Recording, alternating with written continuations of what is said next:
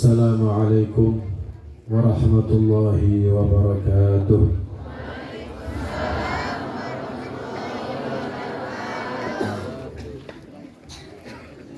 Assalamualaikum warahmatullahi wabarakatuh.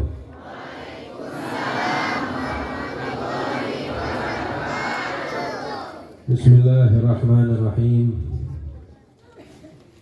Alhamdulillahi Rabbil Alamin. Wassalatu wassalamu ala ashrafil anbiya'i wal mursalin Sayyidina wa nabiyina wa qurrati a'yunina Muhammad wa ala alihi wa sahbihi ajma'in. Allahumma salli wa sallim ala Sayyidina Muhammadin salatan taghfiru biha ad-dunub wa tuslihu biha al-qulub wa tantaliqu biha al-usub wa talinu biha as-su'ub wa ala alihi wa sahbihi wa man ilayhi mansub. Rabbi shrah li sadri wa yassir li amri wahlul 'uqdatam min lisani yafqahu qawli bihaqqi Sayyidina Muhammad sallallahu alaihi wasallam. Amma ba'd. Yang saya hormati para ajengan, para kiai, para sepuh, para aparat semuanya yang tidak bisa saya sebutkan satu persatu. Wabil khusus sahibul ma'had, ajengan kita Ali Zad. Mudah-mudahan beliau diberikan kesehatan oleh Allah. Anak istrinya diberikan kesehatan dan barakah, dzurriyyah salihah mubarakah, amin ya rabbal alamin. Dan mudah-mudahan yang hadir di sini insyaallah tidak pulang dari tempat ini hajat dikabulkan oleh Allah, segala dosa diampuni oleh Allah Subhanahu wa taala, dan segala kesalahan ditutup oleh Allah fid dunya wal akhirah, amin ya rabbal alamin. Yang lagi sakit disembuhkan oleh Allah, yang lagi kesulitan rezeki mudah-mudahan dilapangkan rezekinya oleh Allah, yang belum punya jodoh insyaallah punya jodoh. Giliran jodoh aminnya paling kencang. Alhamdulillah, kita kumpul di Madrasah Diniyah Al-Ghuraba, Yayasan Istiqomatul Ghuraba yang diberkahi oleh Allah ini. Kita memperingati Maulid Nabi sallallahu alaihi wasallam adalah suatu hal yang dianjurkan oleh para ulama dan para aulia. Nabi sallallahu alaihi wasallam adalah nabi yang paling terakhir oleh Allah diutuskan ke muka bumi ini. Betul? Betul. Tapi Nabi Muhammad sallallahu alaihi wasallam telah diciptakan oleh Allah Subhanahu wa taala dari nurnya Allah berupa nur sebelum diciptakannya Nabi Adam alaihi salam 2000 tahun sebelumnya. Dan ketika Nabi Adam alaihi salam dibuat oleh Allah, diciptakan oleh Allah dengan tanah liatnya, Allah Subhanahu wa taala menitipkan nur tersebut ke dalam tanah liatnya Nabi Adam alaihi salam. Dan ketika diciptakan berupa wujud manusia, Allah Subhanahu wa taala menitipkan nur Nabi Muhammad ke dalam tulang sulbinya Nabi Adam alaihi salam. Dan ketika ditiupkan rohnya oleh Allah Subhanahu wa taala, Nabi Adam alaihi salam hidup dan melihat di dalam surganya Allah Subhanahu wa ta'ala itu berupa tulisan dimanapun tempat, bahkan di arsy-arsy Allah, tulisan kalimat La ilaha illallah Muhammadur Rasulullah. Lalu Nabi Adam bertanya kepada Allah, Ya Allah, siapa nama yang bersanding dengan namamu itu? Pasti nama itu adalah nama yang kau cintai. Dijawab oleh Allah Subhanahu wa ta'ala, Ya Adam, sadaqta, betul wahai Adam. Dia adalah Nabi min anbiya'i. Dia adalah seorang nabi dari salah satu nabiku. Padahal belum diciptakan Nabi Muhammad sallallahu alaihi wasallam berupa wujudnya, tapi sudah diberi gelar oleh Allah Subhanahu wa taala Nabi min anbiya'i. Dan huwa min duryatika, dan dia adalah salah satu dari cucumu. I'lam ya Adam, ketahuilah wahai Adam, laulahu ma khalaqtuka, kalau bukan karena dia aku ciptakan di engkau. Laulahu ma khalaqtu syamsa wal qamar, kalau bukan karena dia tidak aku ciptakan matahari dan bulan. Walaulahu ma khalaqtu as-samaa wal arda wal jannata wan nar, kalau bukan karena dia aku tidak ciptakan surga dan neraka, langit dan bumi. Sallu ala Nabi. Sallu ala Nabi. Sehingga Nabi Adam alaihi salam mendapatkan gelar kedudukan manggabah azimah min Allah Ta'ala, mendapatkan kedudukan yang luar biasa dari Allah Subhanahu wa Ta'ala yang tidak diberikan kepada nabi yang lainnya. Apa? Allah Subhanahu wa Ta'ala menyeru atas semua makhluknya, dari para malaikatnya Allah, dari para jin, iblis, semuanya untuk sujud kepada Nabi Adam alaihissalam. Semuanya sujud kepada Nabi Adam kecuali iblis tidak mau sujud. Kenapa iblis tidak mau sujud? Karena iblis merasa dirinya selalu sujud kepada Allah. Iblis selalu sujud kepada Allah. Ketika mendapatkan perintah dari Allah, dia takabbur, sombongkan diri sehingga tidak mau sujud kepada Nabi Adam alaihissalam. Sehingga yang masyhur ceritanya, iblis dilaknat oleh Allah Subhanahu wa taala dan diusir dari surganya Allah Subhanahu wa taala. Kenapa Allah memerintahkan semua makhluknya untuk sujud kepada Nabi Adam dan tidak pernah terjadi setelahnya? Dikarenakan di situ ada nurnya Nabi Muhammad sallallahu alaihi wasallam yang ada di dalam tubuhnya Nabi Adam alaihi salam. Itu suatu kedudukan yang tersendiri, yang luar biasa yang dimiliki oleh Nabi Adam alaihi salam. Tapi hanya satu kali seumur hidupnya, dan tidak pernah Allah memerintahkan kepada semua makhluknya atau semua para nabi dan rasulnya untuk sujud kepada salah satu dari mereka.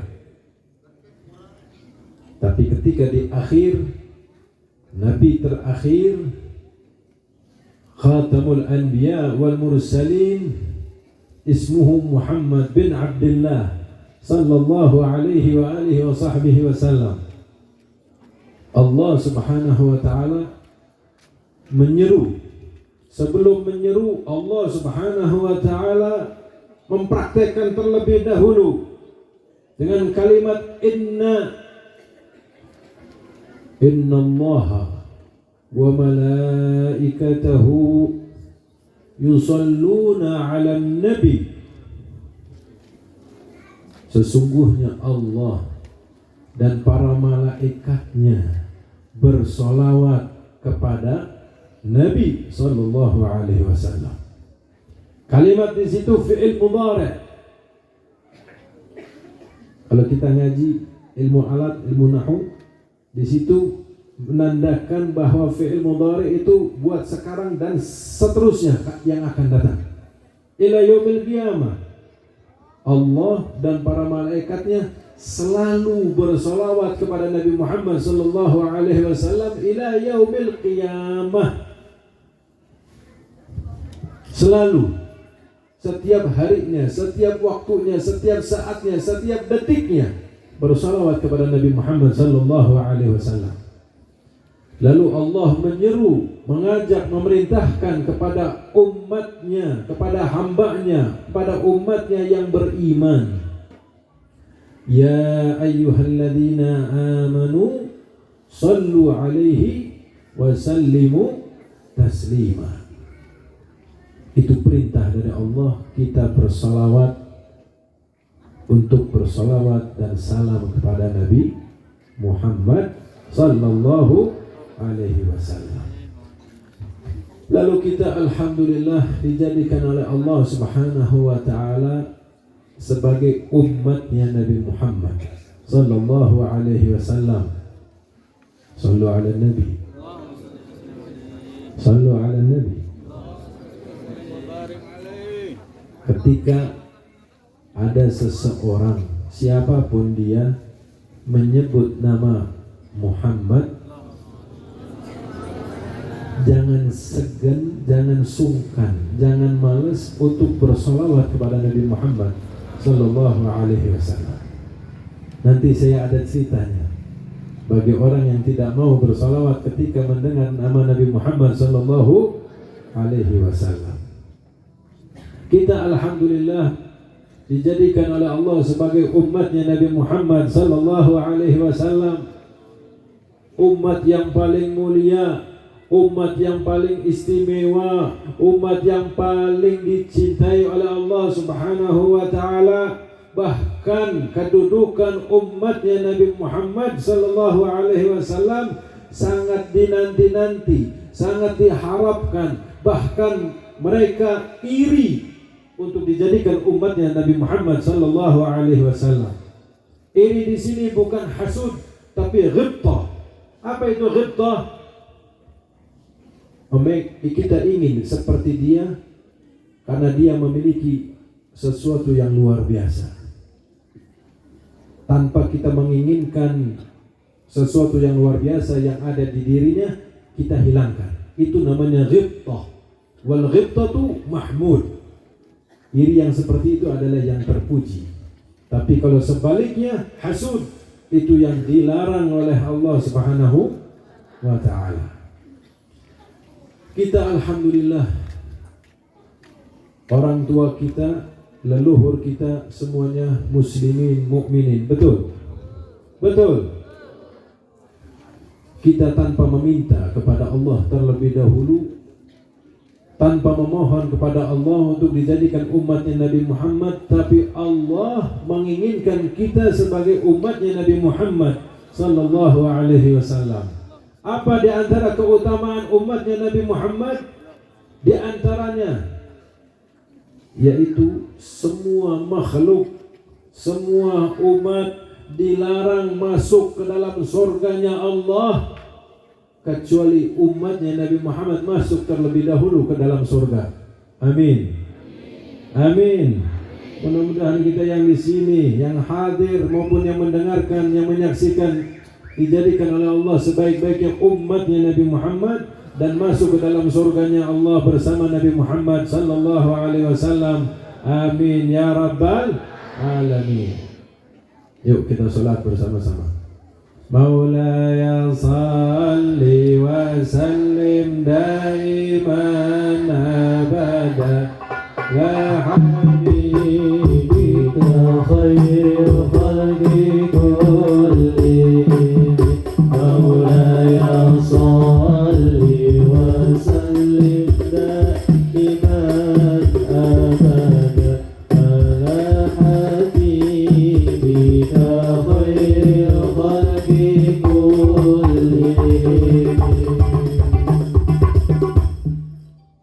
Lalu kita wajib bersyukur kepada Allah. Kita wajib bersyukur, alhamdulillah, dijadikan oleh Allah sebagai umatnya Nabi Muhammad sallallahu alaihi wasallam. Mudah-mudahan kita bisa mengikuti jejaknya Nabi Muhammad sallallahu alaihi wasallam. Bahkan ada kabar gembira dari Nabi Muhammad sallallahu alaihi wasallam, kullu ummati dakhalal jannah. Semua umatku masuk ke dalam surganya Allah. Amin. Itu hadis Nabi Muhammad sallallahu alaihi wasallam. Saya panjenengan sadayana, maaf saya nggak bisa bahasa Sunda, cuman bisanya seetik. Betul? Seetik apa seetik? Cuman bisanya seetik itu saja bisanya saya. Tapi insya Allah di sini kan warga Indonesia semua ya. Alhamdulillah. Indonesia itu nikmat ya. Maulidan berjalan di mana-mana. Nggih. Di mana-mana ada maulidan, di masjid, di mushola, di pondok, di halaman, di lapangan, dimanapun. Masya Allah. Kalau bulan maulid, di mana-mana maulidan kepada Nabi Muhammad sallallahu alaihi wasallam. Karena Indonesia ini negeri yang barakah, negeri yang istimewa. Ya, negeri yang istimewa. Ya, maksudnya wawanya itu dari saking istimewanya. Alhamdulillah. Karena apa? Karena banyak ulamanya, banyak auliyanya, wabil khusus wali penasihat wali songo belum? Pernah belum? La ilaha illallah. Terus hidupnya di sini terus, nggak pernah kemana-mana. Ya sekali-kali Pak Kiai Panjenengan diajak warganya rombongan berapa bis ziarah Wali Songo. Insyaallah setelah acara Maulid ini. Amin. Iya, kita harus ziarah kepada para aulia yang di sini. Alhamdulillah banyak para aulia, mungkin sudah banyak kita sering ziarah nggih. Nanti ada waktu, ada rezeki, ada sehat, ziarah para wali yang songo. Mudah-mudahan dapat berkahnya dari beliau-beliau. Amin ya rabbal alamin. Lalu kata Nabi, semua umatku masuk ke dalam surga. Enak atau tidak? Mau masuk surga? Mau saja atau mau banget? Mau banget apa mau nemen? Mau nemen tak mau pisan? Mau masuk surganya di emper saja atau di pinggir apa di kelas VVIP? Hah? VVIP? Kenapa? Biar enak kan? Gak mau ekonomi. Iya. Maaf. Bukti saja. Bukti ya.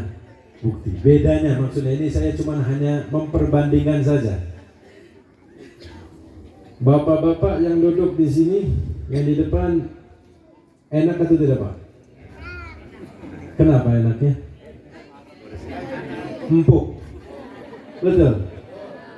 Terus langsung melihat, nggak ada yang menghalangi, betul? Iya. Itu yang di belakangnya enak nggak? Hah?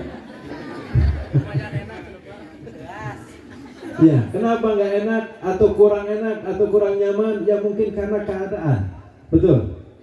Tapi ini buat perbandingan saja.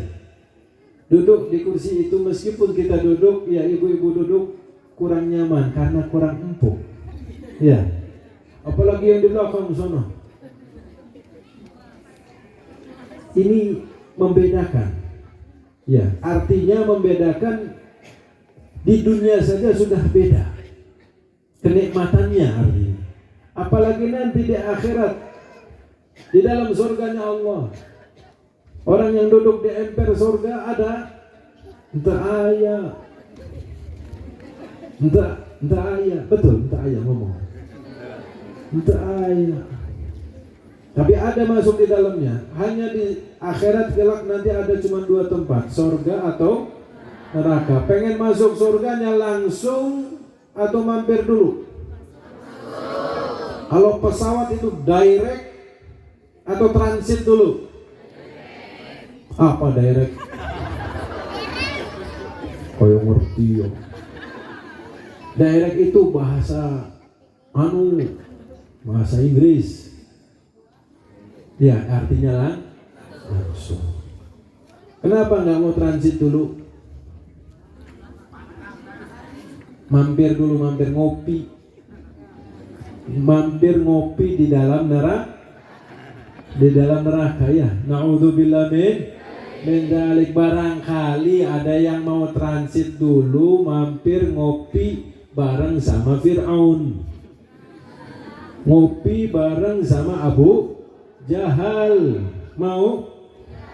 Tidak ada yang mau. Siapapun manusianya, apapun amalannya, pasti tidak mau. Yang rajin sholat, apalagi tidak mau. Yang tidak pernah sholat atau jarang sholat, wah, sudah jelas-jelas tidak mau. Semuanya kepengen langsung. Nah, kalau kepengen langsung masuk surga tanpa transit, tanpa diazab terlebih dahulu, tanpa dihisab, dakhalal jannah bighairi hisab, kuncinya cuma satu. Kuncinya cuma satu. Syaratnya cuma satu. Mau? Mau saya kasih tahu syaratnya? Kalau sudah mau saya kasih tahu, mau dijalani? Insya Allah. Mau masuk surga? Mau? Insya Allah apa enggak? Bulit, etama, bulit. Kalau mau masuk surga, pasti kepengen langsung masuk surga tanpa hisab. Tapi syaratnya harus wajib. Cuman satu syaratnya, nggak banyak-banyak, enggak. Syaratnya nurut. Nurut ke siapa? Ke Allah dan ke Nabi Muhammad sallallahu alaihi wasallam. Cinta sama Allah. Kita semua cinta sama Allah. Cinta, betul. Kuncinya cuma satu. Syarat pembuktian kalau kita ini benar-benar cinta sama Allah, kuncinya satu. Syaratnya satu. Allah Subhanahu wa taala berfirman, "Qul in kuntum tuhibbunallaha fattabi'uni yuhibbukumullah."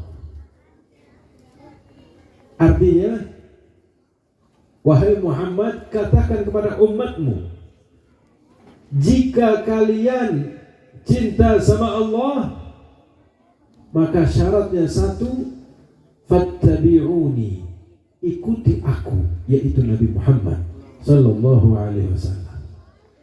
Dengan kita mengikuti Nabi Muhammad sallallahu alaihi wasallam, maka akan dibalas kecintaan kita dari Allah, yuhibbukumullah.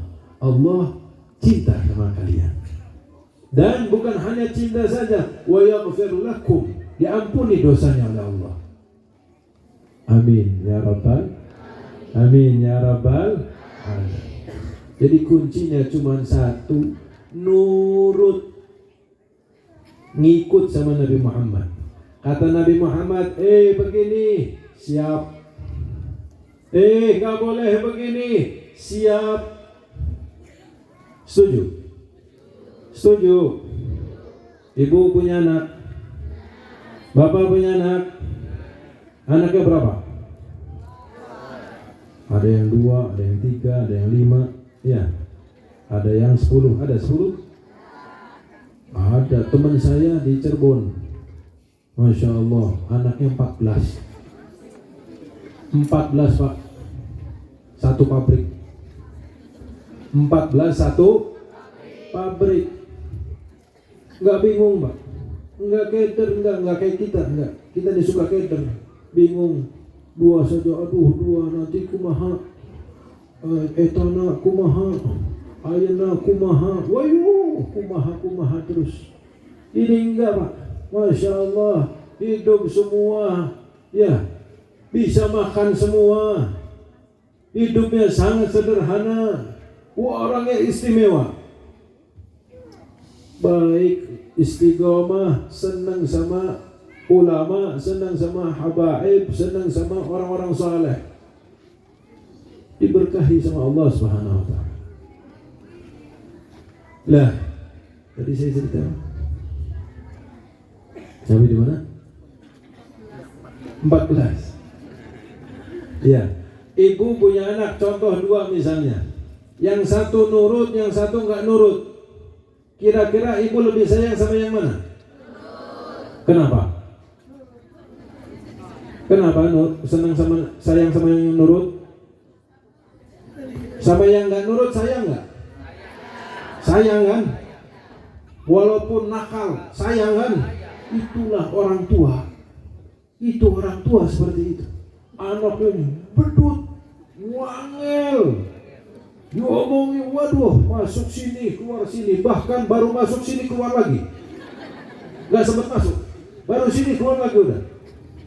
Ya, na'udzubillah min dzalik. Mudah-mudahan anak-anak kita semua anak-anak yang saleh dan salehah, anak yang barakah, yang nurut, yang bakti. Amin ya rabbal alamin. Kita saja seperti itu sayangnya sama yang nurut, artinya lebih sayang sama yang nurut dibanding sama yang tidak nurut. Begitu juga Gusti Allah.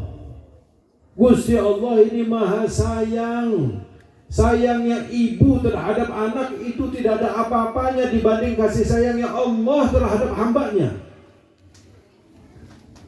Kita saja seperti itu sudah diberikan contoh di dalam logika kita setiap harinya. Kita melihatnya, kita menyaksikannya. Begitu anak yang nurut kita sayang, begitu anak yang tidak nurut kita juga sayang, tapi kurang sayangnya. Betul? Lalu bagaimana kita ini sama Allah Subhanahu wa ta'ala? Kita kadang sholat, kadang tidak, betul? Kadang sholat jamaah, kadang sholat munfarid, betul? Kadang mau ngaji, kadang tidak, betul? Di sini ada pondok pesantren, apakah suka didatangi untuk ngambil ilmunya? Ataukah anak-anaknya ibu disekolahkan di sini untuk suruh mondok? Enggak. Ini PR. Kalau kita kepengen disayang sama Allah, kitanya juga sayang sama Allah. Kitanya juga ngajak anak, nuntun anak supaya gimana caranya sayang sama Allah dengan cara belajar menuntut ilmu agama.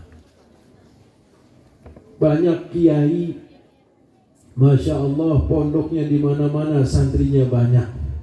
Dan tidak sedikit juga banyak kiai punya pondok tapi santrinya, ya Allah, ya, la yahya wa la yamutu, tidak hidup dan tidak bermutu. Artinya apa? Cuma 1, 2, 10, 20. Tapi si kiai itu, si ulama itu, si ajangan itu tetap mendidik. Bahkan orang-orang warga di situ datangnya ke rumah kiai kalau ada perlunya, betul? Kalau ada hajat, betul? Giliran dagangan tidak laris, datang ke kiai, betul? Giliran punya utang, angel bayar utang, datang ke ajengan, betul? Betul kiai, ajengan. Begitu semua. Kalau sudah datang dikasih apa? Dikasih doa, dikasih amalan, betul? Habis itu pulang ke rumahnya, terus tidak lama hasil maksud. Setelah hasil maksud datang lagi apa tidak? Tidak. Na'udzubillah min dzalik. Ya Allah, kumaha. Ini yang salah. Justru dengan adanya kiai, adanya orang alim di satu daerah, di satu kampung, di satu kota, di satu desa, itu ibarat cahaya lampu yang menerangi wilayahnya. Kita sekarang ada lampu, kelihatan kan mukanya? Iya. Coba kalau mati lampu kira-kira kelihatan nggak mukanya? Tapi kalau begitu kiainya sudah meninggal alias paeh, ya betul. Paeh, bahasa Jawanya sedo, ya bahasa Inggrisnya dek. Baru nyesel, iya, apa ya, coba masih hidup eta kiai anu mah, luar biasa. Begitu sudah meninggal baru disesalinya. Begitu lagi masih hidupnya jarang didatanginnya, jarang memandang wajahnya, jarang mengambil ilmunya, jarang salaman kepadanya, ngalak berkah. Ini PR. Di antaranya kita supaya bisa nurut sama Nabi Muhammad sallallahu alaihi wasallam. Lalu Nabi Muhammad sallallahu alaihi wasallam memiliki kedudukan yang sangat luar biasa. Bahkan cintanya sama umatnya sangat luar biasa. Seorang pemimpin yang tidak pernah ada pemimpin sebelumnya seperti beliau dan tidak akan pernah ada pemimpin setelahnya seperti beliau. Setuju? Setuju? Siapapun presidennya, rajanya, tidak ada yang pasti seperti Nabi Muhammad sallallahu alaihi wasallam. Tidak ada orang sealim Nabi Muhammad sallallahu alaihi wasallam. Bahkan Nabi Muhammad sallallahu alaihi wasallam sudah menyatakan di dalam hadisnya, khairul qurun qarni, thumma alladhina yalunahum, thumma alladhina yalunahum. Sebaik-baiknya zaman adalah zamanku. Kemudian setelahnya berkurang, setelahnya berkurang, setelahnya berkurang ila yaumil qiyamah. Coba saya memberikan contoh lagi. Kiai sepuh daerah sini yang barusan meninggal siapa? Atau yang berapa puluh tahun yang lalu? Berapa tahun yang lalu kiai sepuh yang luar biasa, yang manfaatnya istimewa? Pasti ada. Bukannya tidak ada, cuman kitanya sampean yang nggak tahu. Sampean tahunya cuman ini. Iya. Ketika beliau masih hidup, masih sehat, warga setempat bahkan wilayah sekitarnya itu merasakan kenikmatannya. Tapi begitu beliau meninggal dunia, terus ada penerusnya, mungkin tidak sama seperti beliau yang dulu. Betul? Kalau ia pun sama tapi tidak seperti beliau, mesti ada pengurangan. Dan kehidupan kiai yang melanjutkannya bahkan merasakan, coba ada kiai fulan yang dulu kaya-kaya permasalahan kita ini bisa teratasi, kaya-kaya kesulitan yang kita rasakan ini bisa terobati. Itu namanya tsummal ladzina yalunahum, yang setelahnya merasa berkurang.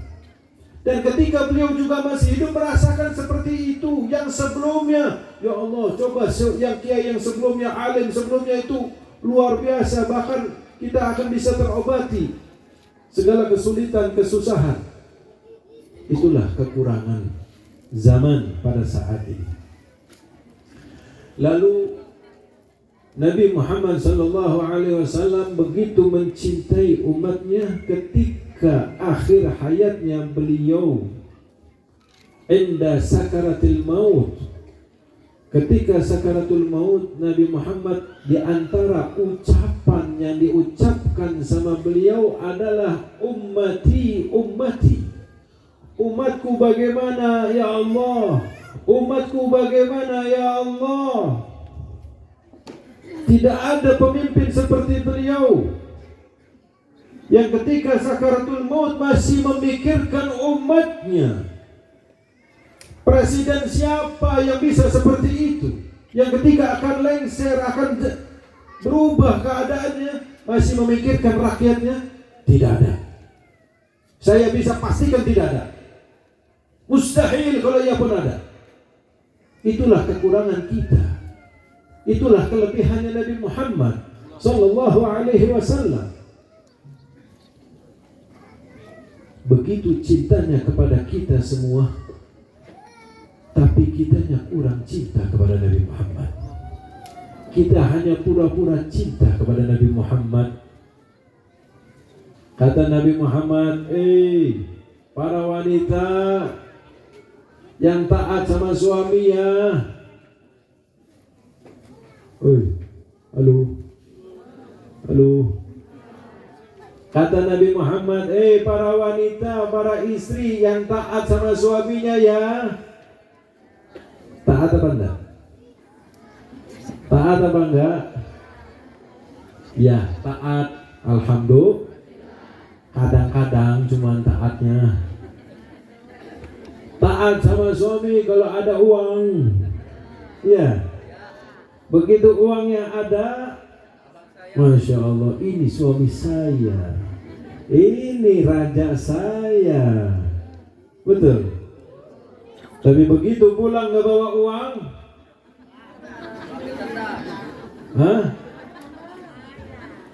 algojo di depan pintu rumahnya, peteng-teng, lebih daripada preman.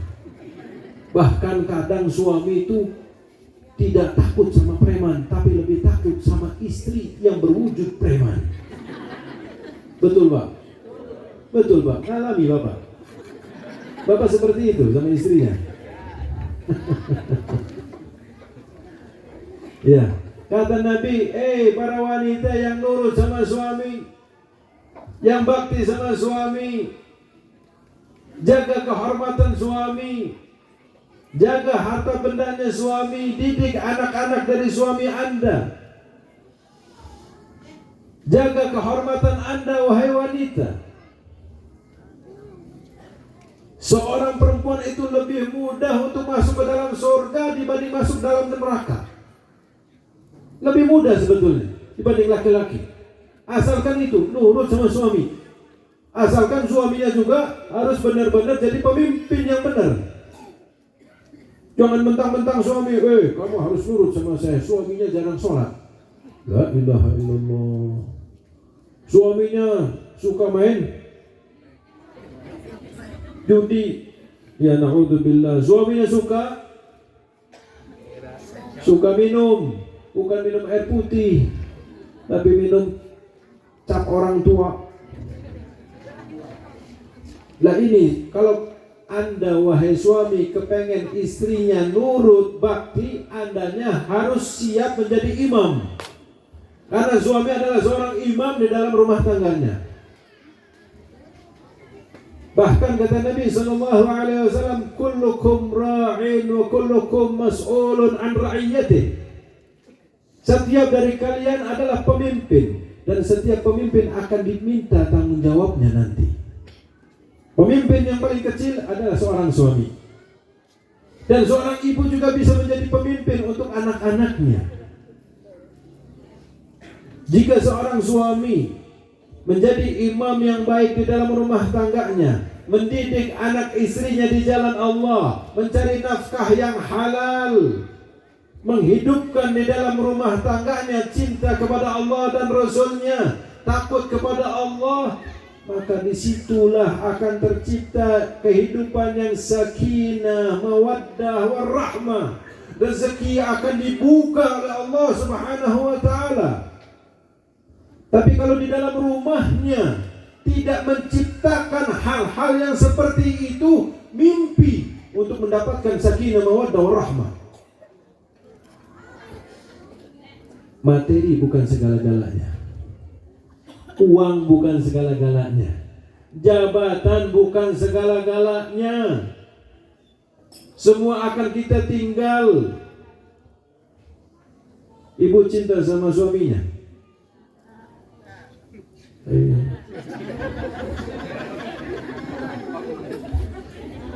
Ibu cinta sama suaminya.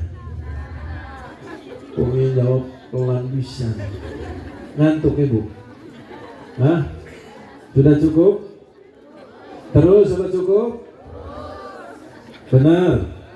Biasanya sampai jam berapa, Pak? Jam 2. Ya Allah, ya nanti saya rekam, saya tak pulang. Sallu ala Nabi. Sallu ala Nabi. Ibu cinta sama suaminya atau tidak? Betul. Bapak cinta sama istrinya tidak?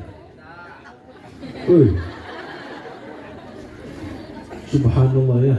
Di mana-mana Pak, pengajian lebih banyak wanitanya daripada laki-lakinya. Cinta atau tidak sama istrinya Pak? Betul. Ibu cinta sama suaminya, betul? Saya mau tanya, cintanya cinta monyet atau cinta sehidup semati?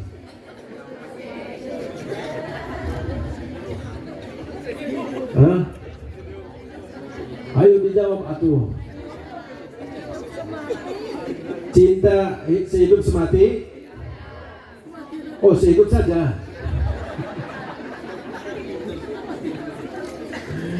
Iya. Berarti yang ngomong saya mah sama kamu cinta sehidup semati, pret. Ya. Bohong eta mah, bohong. Buktinya apa? Begitu nanti suaminya meninggal. Apa? Tuh Pak, yang jawab istrinya tuh Pak. Jadi bohong kalau ngomong sehidup semati, tak bohong. Bapak sehidup semati sama istrinya? Hah? Ayo dibalas lagi. Ya, ada orang meninggal, istrinya meninggal, suaminya sedih, nangis. Ya, sedih, nangis suaminya ketika istrinya mau dibawa jenazahnya. Ditutup mata yang sebelah kanan, mata yang kirinya ngelirik-lirik.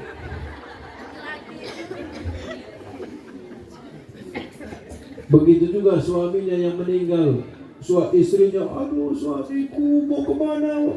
Ini segala macam pret semuanya. Itulah namanya kehidupan. Tidak ada yang abadi, tidak ada yang kekal. Tapi kecintaan kita kepada Nabi Muhammad SAW tidak bisa seperti itu. Harus kekal dan abadi, dan akan dibalas kecintaannya oleh Nabi SAW yang lebih dahsyat. Yang lebih dahsyat. Dan Nabi Muhammad tidak pernah bohong hidupnya. Betul. Dari mulai kecil sudah dijuluki Al-Amin, orang yang jujur, orang yang berakhlak mulia. Bagaimana kita ini bisa menciptakan keluarga yang berakhlak kalau kitanya tidak memulai untuk berakhlak mulia? Seorang suami harus berakhlak sama istrinya, istri harus berakhlak sama suaminya, bapak ibu harus berakhlak kepada anak-anaknya, sehingga anak-anaknya nanti akan berakhlak kepada kedua orang tuanya. Justru kedua orang tua itu harus memberi contoh terlebih dahulu untuk anak-anaknya. Ibu adalah madrasatul ula, kata Nabi SAW. Ibu adalah sekolah pertama buat anak-anaknya, bukan PAUD. Ya, bukan PAUD. Ada lagi PAUD, nanti bahasa Cirebonnya ada PAO namanya. Ngerti PAO? Tapi sekolah pertama itu dari ibunya. Bapaknya keluar mencari harta, mencari nafkah yang halal, ibunya mendidik anak-anaknya, menjaga anak-anaknya, diingatkan anak-anaknya untuk cinta kepada Nabi Muhammad, memperkenalkan kepada anak-anaknya siapa nama Nabi Muhammad, siapa nama istrinya Nabi Muhammad, siapa nama anak-anaknya Nabi Muhammad, siapa nama sahabat-sahabatnya Nabi Muhammad, bagaimana akhlaknya Nabi Muhammad, bagaimana sunnah-sunnahnya Nabi Muhammad sallallahu alaihi wasallam. Di situ peran kedua orang tua yang menunjukkan kepada anak-anaknya. Kalau kepengen anak-anaknya jadi anak-anak yang soleh dan solehah. Dan kalau sudah besar sedikit, anak-anaknya dituntun, istrinya dituntun. Yuk ke rumahnya ajengan fulan, yuk ke rumahnya kiai fulan, yuk hadir maulidan di tempat ajengan fulan, yuk hadir maulidan manakiban tahlilan pengajian di rumahnya kiai fulan. Diperkenalkan, ditunjukkan, minta doanya. Al-Imam Ghazali radhiyallahu ta'ala anhu wa ardah bisa menjadi imam, alim besar, ilmunya tersebar ke seluruh dunia. Di antara hikmahnya, waktu kecilnya selalu digandeng sama bapaknya, ditunjukkan kepada kiai-kiai setempat, pada ulama-ulama, pada aulia-aulia. Setelah itu diminta doanya, tolong doakan anak saya, tolong doakan anak saya, terus begitu sehingga menjadi Imam Ghazali radhiyallahu ta'ala anhu ardah. Ilmunya Masya Allah, di antara kitab yang paling hebatnya adalah kitab Ihya Ulumuddin. Itulah peran dari kedua orang tua. Tapi kalau orang tuanya sibuk masing-masing, bapaknya keluar cari nafkah, ibunya keluar cari nafkah, boleh apa tidak? Boleh, silahkan, monggo, mangga. Tapi jangan lupa, itu Anda punya anak. Anda harus tahu kemana anak pergi. Anda harus tahu kemana dan siapa anak bergaul. Karena pergaulan zaman sekarang ini, Masya Allah, pergaulan yang luar biasa. Zaman sudah edan. Na'udzubillah min dzalik. Kalau bukan kita sebagai orang tua yang menjaga anak, siapa?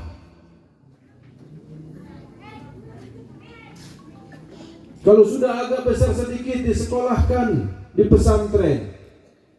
Paling tidak mesti harus jadi kiai, tidak mesti harus jadi orang alimah, tidak. Yang penting punya basic agama kuat. Setelah itu mau kuliah, S1, S2, S3, S apa lagi? S4, S-teler. Samsung sekarang berapa yang sudah berapa S-nya sekarang? Samsung yang terbaru, HP S24. Sudah banyak S24-nya. Bebas, tapi si anak punya basic, punya pondasi kuat. Dia takut sama Allah. Oh, dia tahu cara menuju mendekatkan Allah seperti ini. Oh, dia tahu cara bagaimana sunnah-sunnahnya Nabi seperti ini. Karena apa? Karena waktu kecilnya dididik sama kedua orang tuanya dan sama kiai-kiai yang ada di tempatnya. Sallu ala Nabi. Sallu ala Nabi.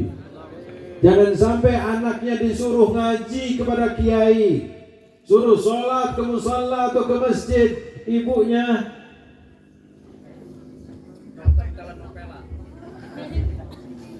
katanya nonton telenovela, bapaknya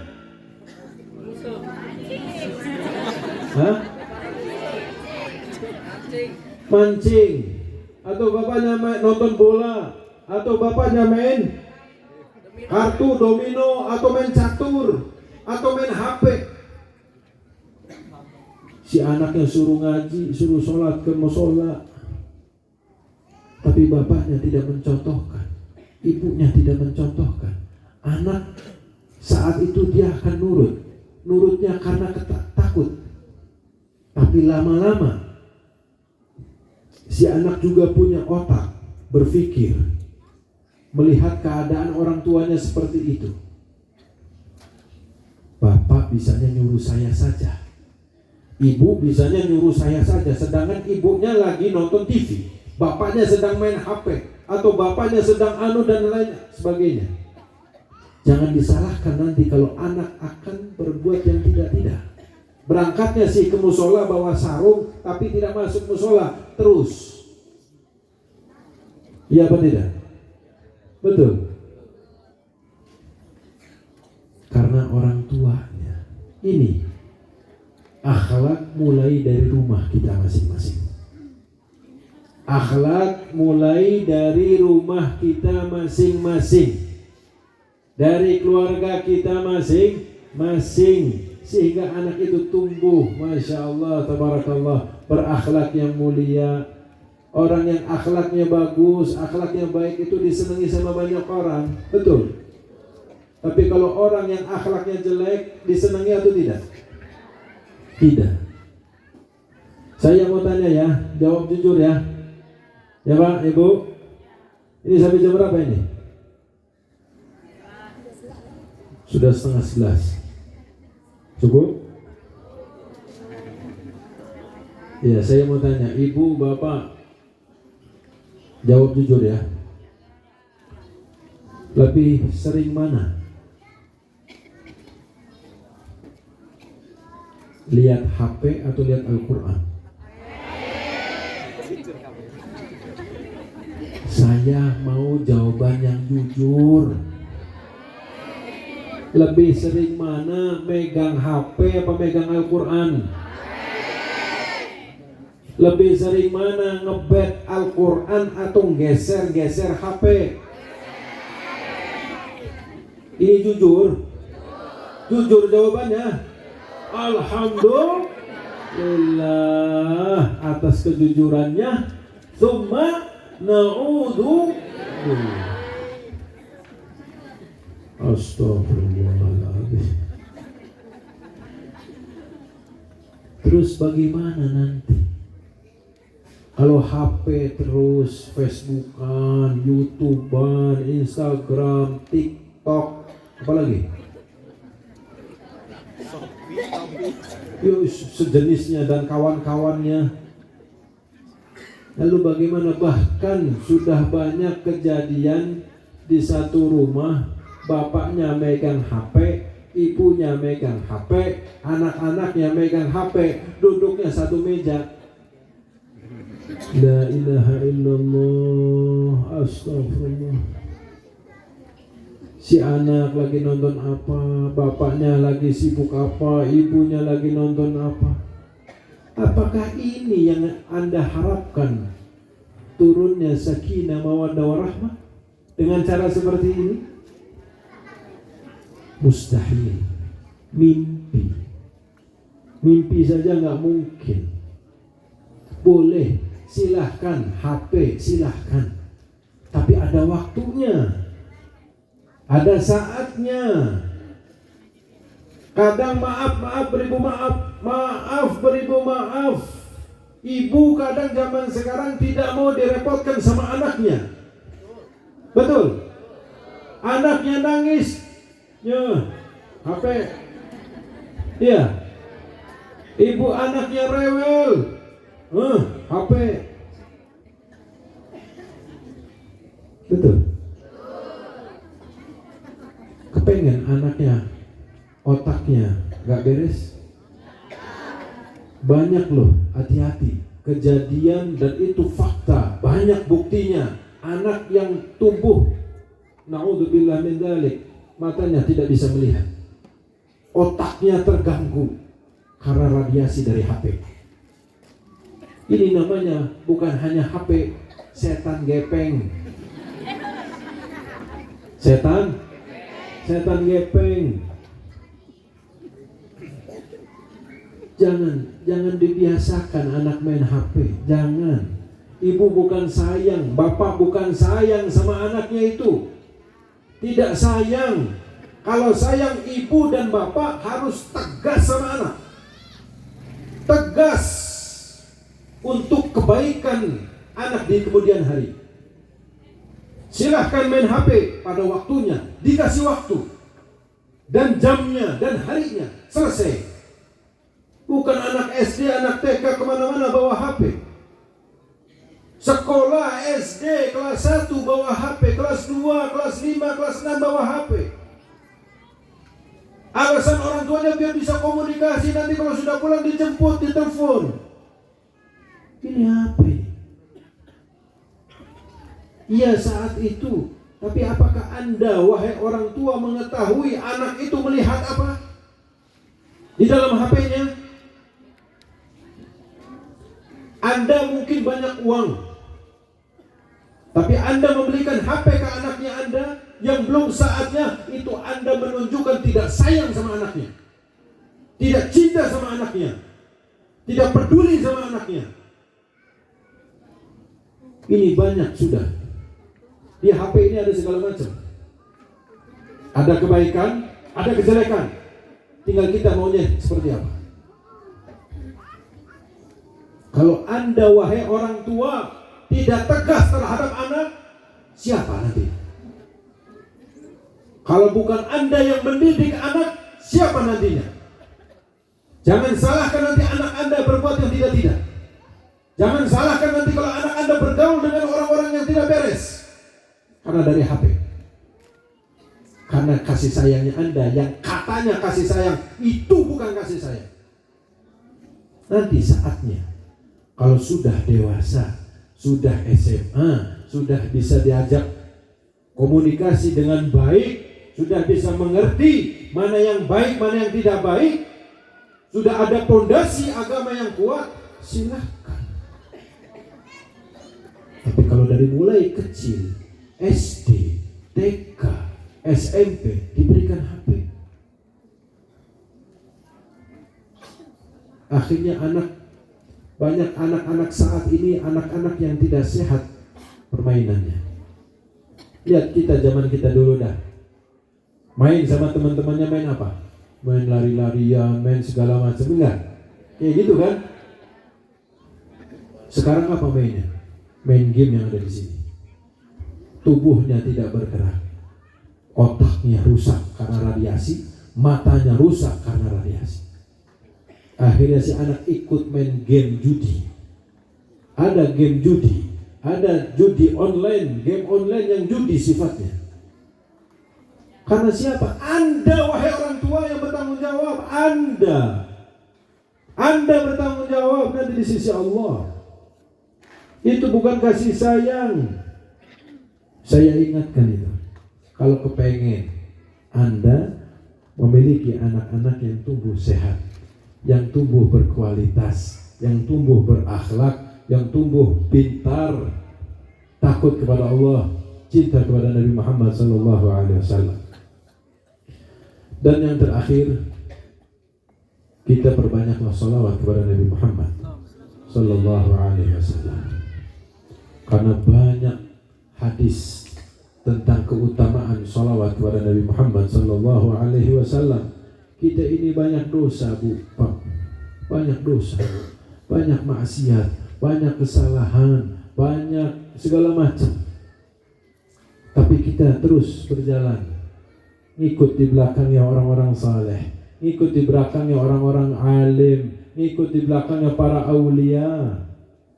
Jangan keluar rel dari mereka, cinta, karena tidak ada pintu untuk menuju kepada Allah kecuali pintunya Nabi Muhammad SAW.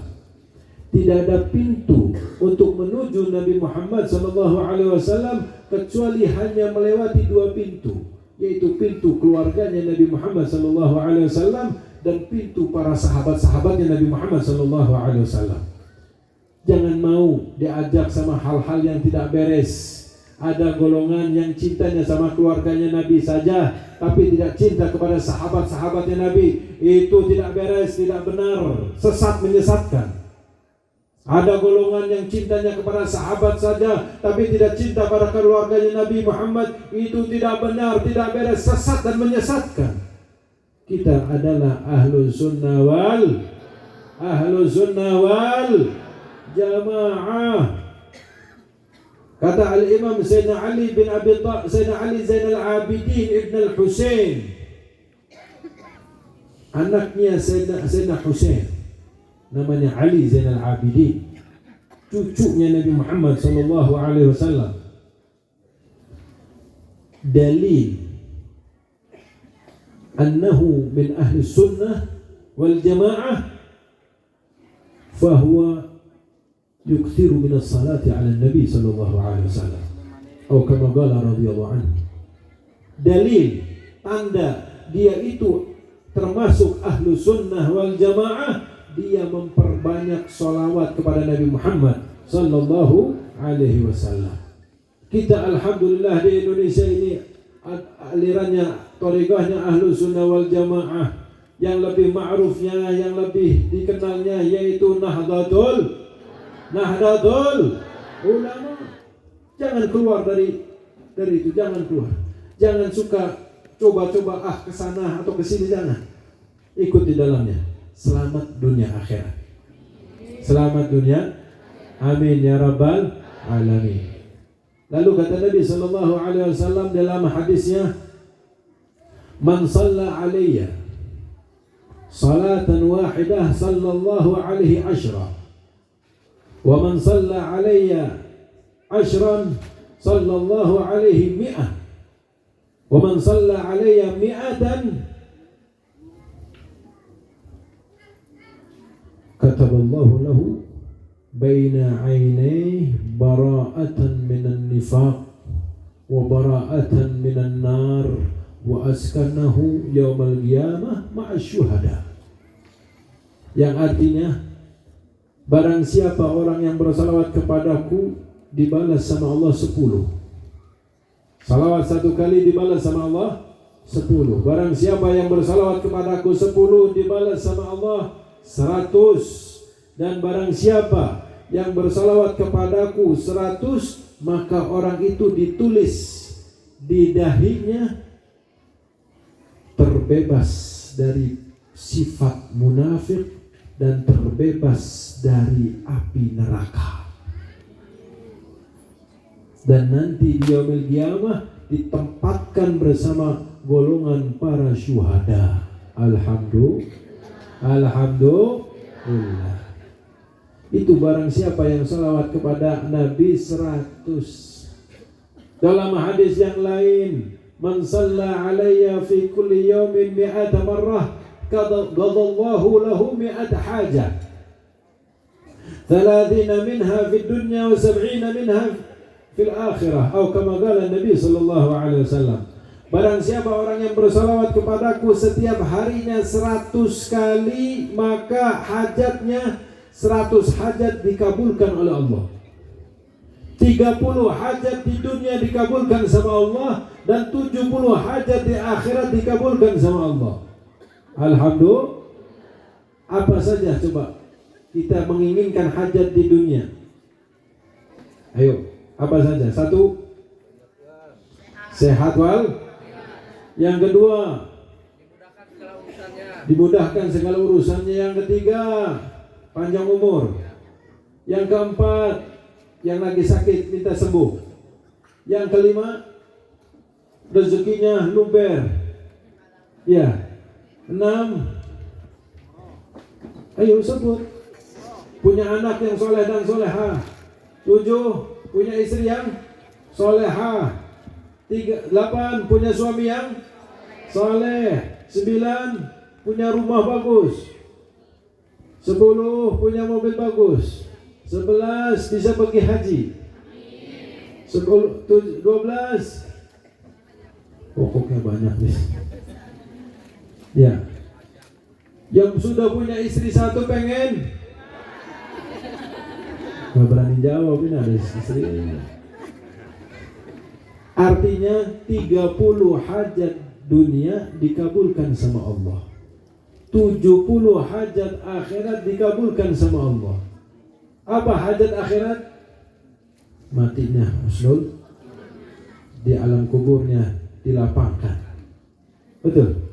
Tidak dapat siksa kubur, dibangkitkan bersama orang-orang saleh, lewat dari Siratul Mustaqim seperti al-barqul khatif, seperti kilat masuk ke dalam sebuah hasil banyak hajat di akhirat.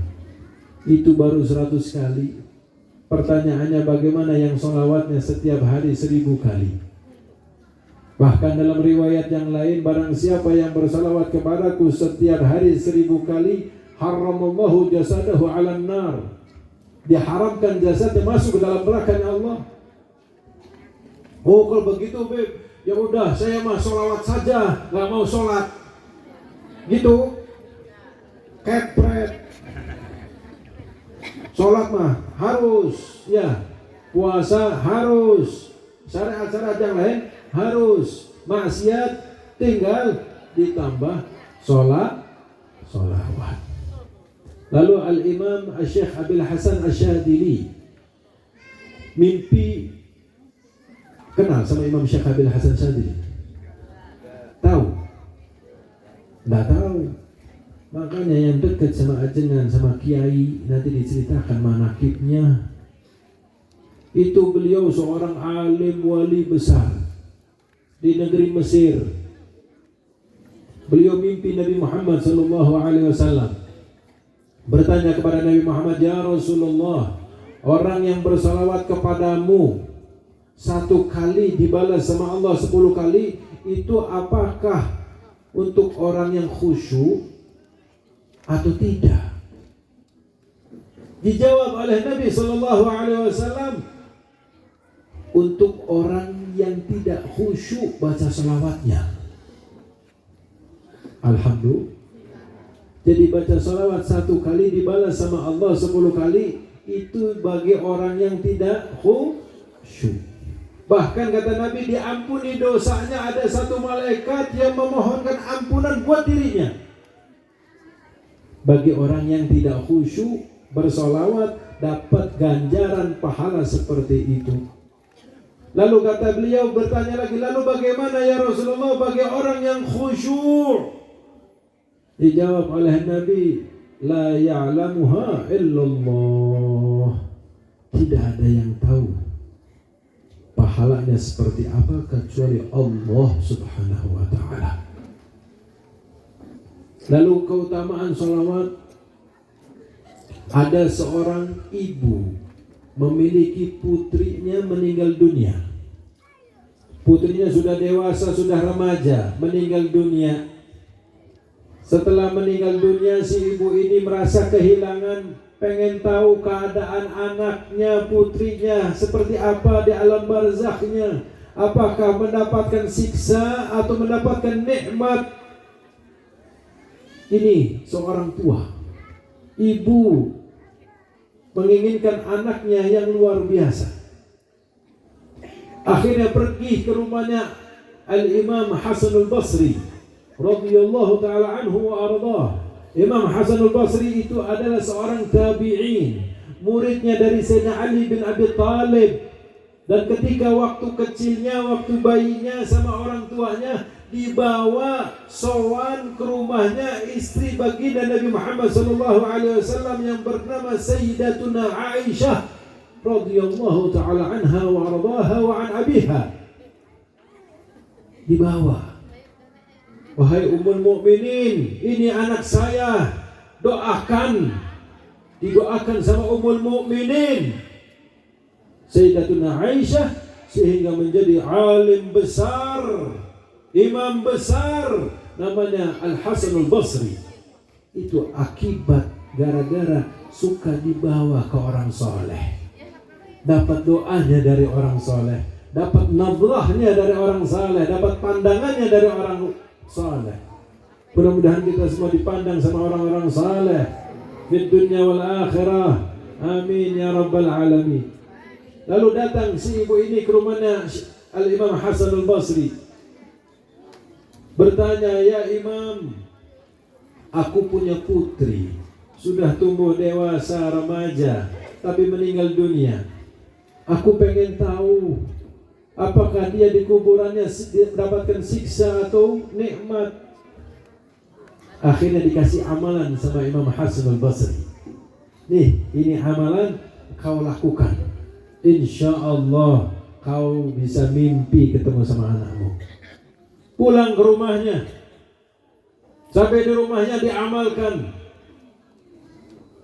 Tidak lama si ibu ini mimpi ketemu anaknya.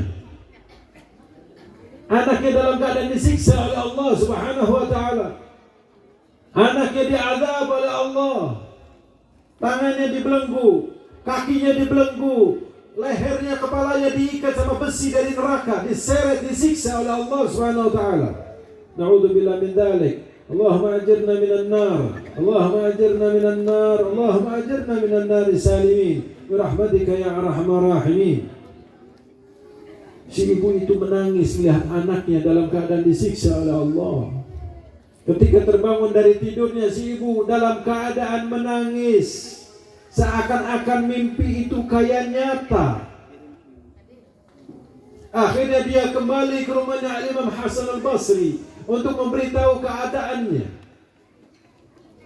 Sampai ditanya, kenapa kau menangis, Mayub Kiki? Apa menyebabkan kau menangis?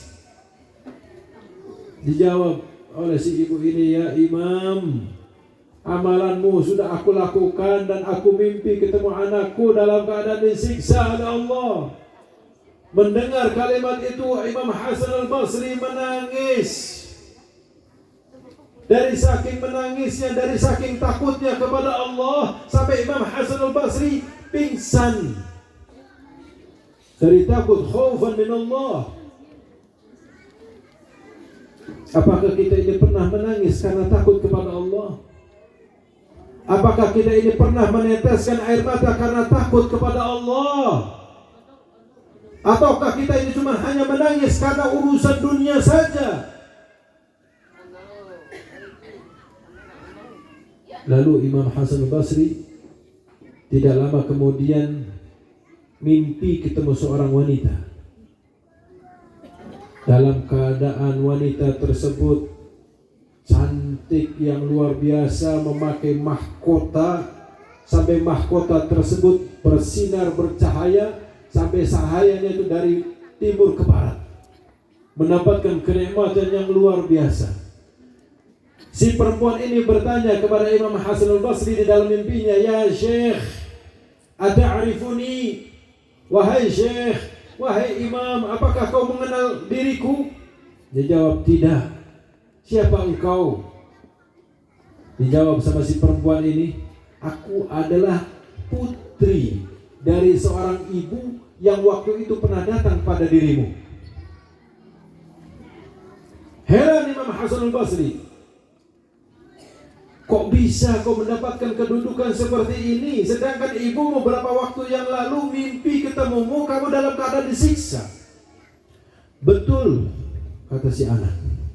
Ketika ibuku mimpi melihat diriku, aku dalam keadaan disiksa oleh Allah.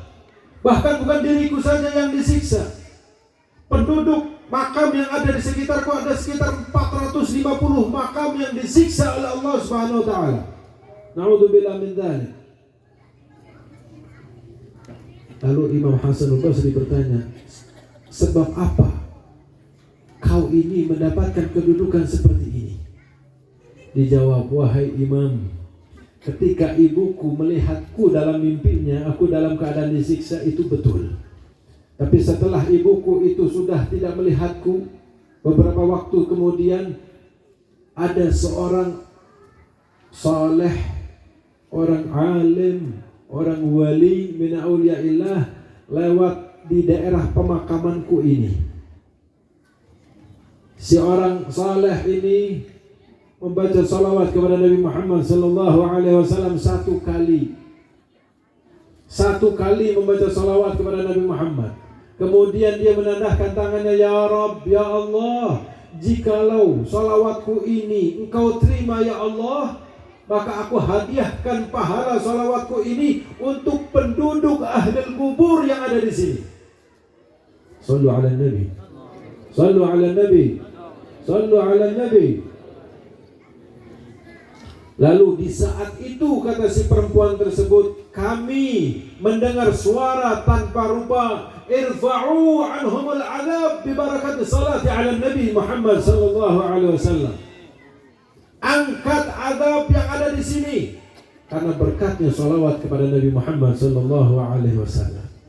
Bayangkan, salawat bisa menyelamatkan orang yang sudah di alam barzakh karena berkatnya salawat kepada Nabi Muhammad sallallahu alaihi wasallam. Cerita yang lain, di dalam kaumnya Nabi Musa alaihi salam, ada satu orang meninggal dunia, sama penduduknya dilempar begitu saja, tidak diurus.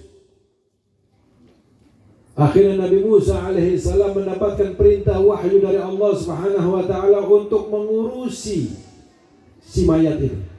Diurusi, dimandikan sampai dikuburkan. Lalu Nabi Musa bertanya kepada Allah, "Ya Rabb, apa sebabnya aku ini diperintahkan olehmu untuk mengurusi jenazah ini?" Dijawab oleh Allah Subhanahu wa taala, "Huwa musrifun." Dia ini tukang maksiat, banyak dosanya. Tapi dia suatu saat pernah ketika membuka kitab Taurat, di situ ada nama Muhammad sallallahu alaihi wasallam. Dia bersalawat kepada Nabi Muhammad sallallahu alaihi wasallam. Karena itu aku ampuni dosa-dosanya. Bahkan kata Allah Subhanahu wa taala mengatakan kepada Nabi Musa alaihi salam, "Ya Musa, wahai Musa, apakah engkau menginginkan tidak merasa kehausan nanti di yaumil qiyamah?" "Na'am ya Rabb, aku inginkan itu ya Allah." Maka kata Allah Subhanahu wa taala, "Fa'akthiru minas salati 'ala Nabi Muhammad sallallahu alaihi wasallam." Maka perbanyaklah salawat kepada Nabi Muhammad sallallahu alaihi wasallam. Nabi Musa, nabi-nabi yang lain mendapatkan kedudukan tersendiri di sisi Allah, tapi di samping itu mereka menginginkan menjadi umatnya Nabi Muhammad SAW. Mudah-mudahan kita semua dijadikan umatnya Nabi Muhammad yang terbaik.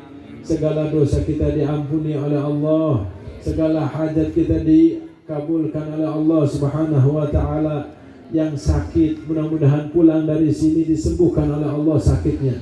Yang ada urusan duniawi mudah-mudahan pulang dari sini urusan duniawinya dimudahkan oleh Allah Subhanahu wa taala.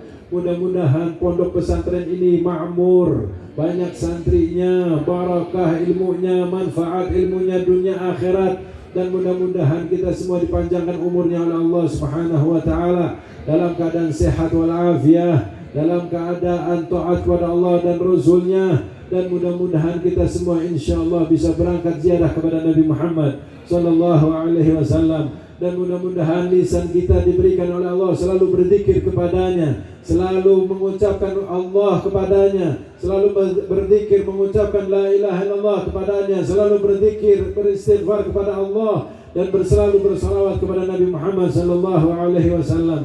Dan mudah-mudahan mata kita dimuliakan oleh Allah untuk bisa mimpi berjumpa melihat Nabi Muhammad sallallahu alaihi wasallam fil manam wal yaqadha fid dunya qabla al akhirah wa huwa radin anna wa huwa radin anna wa huwa radin anna bi rahmatika ya arhamar rahimin ya arhamar rahimin ya arhamar rahimin farij alaina wa alaikum wa ala jami'il muslimin farajan ajilan ghaira ajilin bi rahmatika ya arhamar rahimin.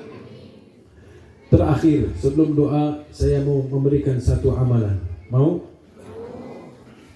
Setiap habis sholat fardu, begitu salam dari sholat, tangan kanan pegang dada yang sebelah kiri.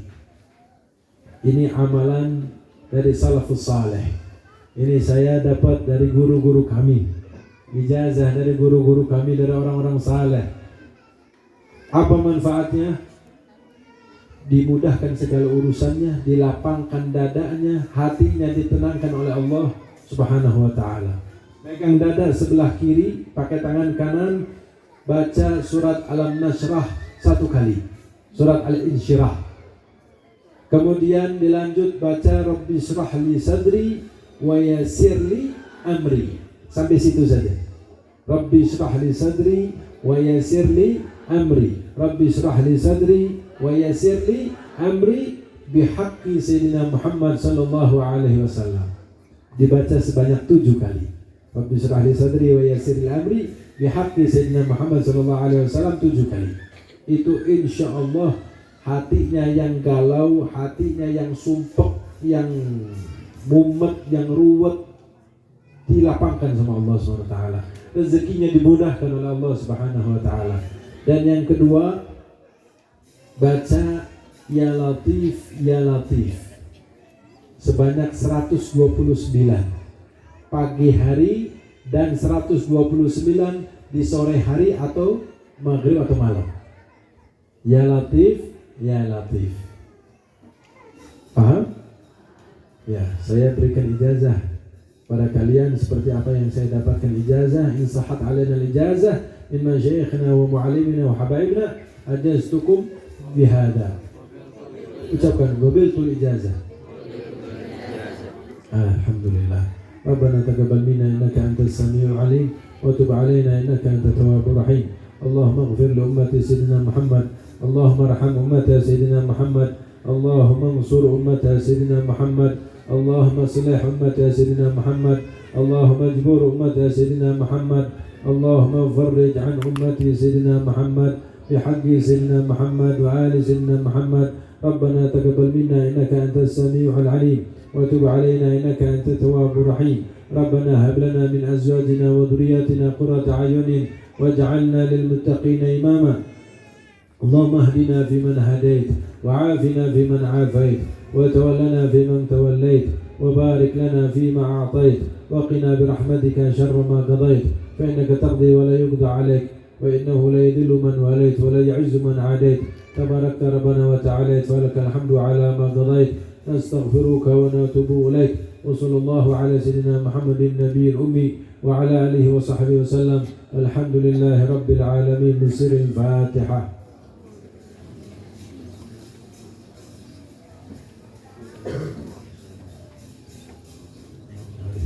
Ghairil maghdubi 'alaihim waladdallin. Amin. Ada yang lupa saya katakan. Tadi saya di awal saya ucapkan, barang siapa orang yang diucapkan nama Nabi Muhammad dia tidak bersalawat, maka dia naudzubillah min dzalik berbahaya. Ada ceritanya. Ceritanya ketika itu Siti Aisyah sedang menjahit di dalam kamarnya. Waktu itu belum ada lampu. Nabi lagi menjahit di tengah malam, tahu-tahu jarumnya terjatuh. Sehingga mencari, dan lampunya dulu pakai cempor atau ceklik itu. Dan mati. Dicari-cari itu jarumnya tidak ketemu. Tahu-tahu Nabi Muhammad SAW masuk ke dalam kamarnya, menerangi cahaya wajahnya Nabi Muhammad, menerangi satu kamar itu sampai ketemunya jarumnya Siti Aisyah tersebut. Sampai Siti Aisyah mengatakan, ya Rasulullah, ma adwa wajhaka ya Rasulullah. Begitu terpancar cahayanya wajahmu ya Rasulullah. Lalu kata Nabi SAW, ya Aisyah, ketahuilah wahai Aisyah, wailun liman la yarani yaumal qiyamah. Wail, celaka, neraka wail, yang tidak bisa melihat wajahku nanti di yaumil qiyamah, kata Nabi. Lalu kata Siti Aisyah, siapa ya Rasulullah orang yang tidak bisa melihat wajahmu? Al-bakhil, kata Nabi, orang yang pelit. Ditanya sama Siti Aisyah, man al-bakhil, siapa yang dimaksud engkau itu bakhil ya Rasulullah? Yaitu idza dzukirtu indahu falam yusalli alayya, yaitu orang yang termasuk orang yang bakhil, pelit, korep, medit, yaitu orang yang ketika disebutkan namaku dia tidak bersalawat kepada aku, kata Nabi Muhammad sallallahu alaihi wasallam.